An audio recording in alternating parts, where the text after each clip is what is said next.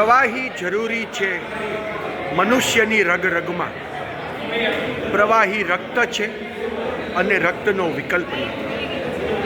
આજનો દિવસ જ્યારે વિશ્વ બંધુત્વ દિવસ તરીકે ઉજવવામાં આવે છે ત્યારે પરમ પૂજ્ય રાજયોગીની દાદી પ્રકાશમણીજીની 18મી પુણ્યતિથિ ઉપર ખૂબ જ મોટા પાયે એક રક્તદાન અભિયાન આજે રવિવાર 24 ઓગસ્ટના રોજ જૂનાગઢ ખાતે અત્યારે આકાર લઈ રહ્યું છે. રક્ત એક એવી વસ્તુ છે કે જેનું કોઈ મૂલ્ય થઈ શકે તેમ નથી, તેનો કોઈ વિકલ્પ નથી. ખિસ્સામાં હજારો રૂપિયા હોય, બેંકમાં કરોડો રૂપિયા હોય, પણ દુનિયાની કોઈ ફેક્ટરી કે કોઈ ઉદ્યોગ એવો નથી કે જે રક્તના એક પણ ટીપાનું ઉત્પાદન કરી શકે. માત્ર માનવ શરીર જ છે કે જ્યાં રક્તનું ઉત્પાદન થાય છે. અને એક તંદુરસ્ત વ્યક્તિ અંદાજિત દર 3 મહિને એકવાર જો રક્તદાન આપે તો જરૂરિયાતમંદોની સેવા ઉપરાંત તેને પોતાને પણ શારીરિક રીતે ઘણી સગવડ મળી રહે છે. તેની શારીરિક ક્ષમતા, રોગ પ્રતિકારક શક્તિમાં પણ ખૂબ જ વધારો થાય છે. એટલે દાનના અલગ અલગ ગમે તેટલા પ્રકારો હોય, રક્તદાનથી મોટું કોઈ દાન નથી. અને ઇમરજન્સીના સમયમાં જ્યારે લોહીના એક કણની કિંમત હોય એવા સમયે આપણા સમાજમાં કેટલાય ભેખધારીઓ એવા છે કે જે દિવસ રાત જોયા વગર એક જ અવાજે રક્તદાન કરવા પહોંચી જાય છે. અને આવા જ કંઈક દ્રશ્યો આપ અત્યારે જૂનાગઢમાં ગિરનાર દરવાજા નજીક આવેલા બ્રહ્માકુમારી ભવન ખાતે જોઈ રહ્યા છો, જ્યાં સવારે 9 વાગ્યાથી અવિરતપણે રક્તદાતાઓનો પ્રવાહ ચાલુ છે. અને તમામ સ્ટાફ ખૂબ જ એકાગ્રતાથી અને સંનિષ્ઠતાથી પોતાનું કામ કરી રહ્યો છે. રક્તદાન માણસની જિંદગી બચાવે છે અને દાતાની જિંદગીને વધારે બહેતર બનાવે છે. જૂનાગઢમાં ઘણા સંગઠનો રક્તદાનની પ્રવૃત્તિ કરે છે, પણ એમાં ખાસ કરીને ગિરનારી ગ્રુપ બહુ નિયમિત રીતે અને ખૂબ જ મોટા પાયે આ સેવાકીય પ્રવૃત્તિ કરે છે. ઓમ શાંતિ. બ્રહ્માકુમારી બીનાબેન, પ્રજાપિતા બ્રહ્માકુમારી ઈશ્વરીય વિશ્વવિદ્યાલય જૂનાગઢ ખાતે ગરવા ગિરનારની ગોદમાં એક આપણું સુંદર મેડિટેશન સેન્ટર આવેલું છે, જેની અંદર વિવિધ પ્રવૃત્તિઓ આપણે કરી રહ્યા છે.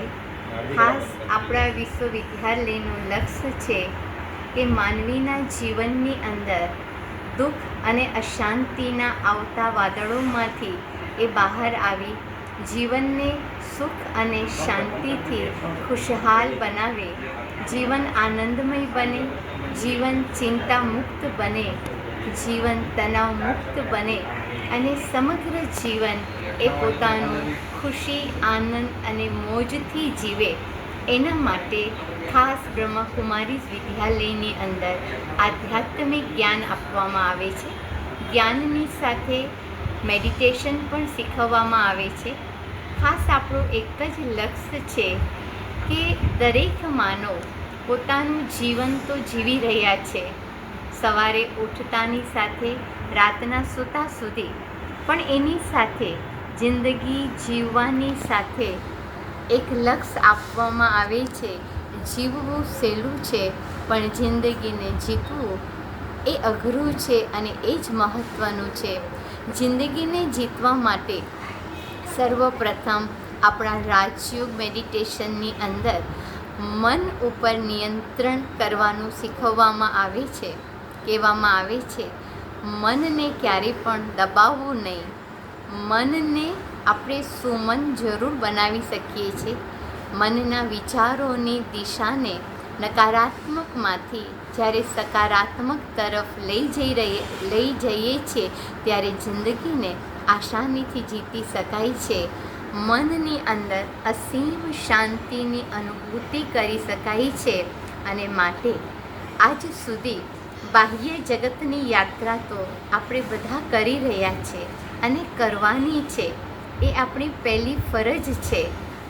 પરંતુ ઘર ગૃહસ્થની અંદર રહીને પણ, સમાજ અને સંસારમાં રહીને પણ આપણે પોતાના જીવનને અર્લિપ્ત અને નિર્લિપ્ત રાખી મનની દિશાને સકારાત્મક બનાવીને જિંદગીને સહજ રીતના જીતી શકાય છે. એના માટેનું માર્ગદર્શન બ્રહ્મકુમારી વિદ્યાલયની અંદર નિઃશુલ્ક આપવામાં આવે છે.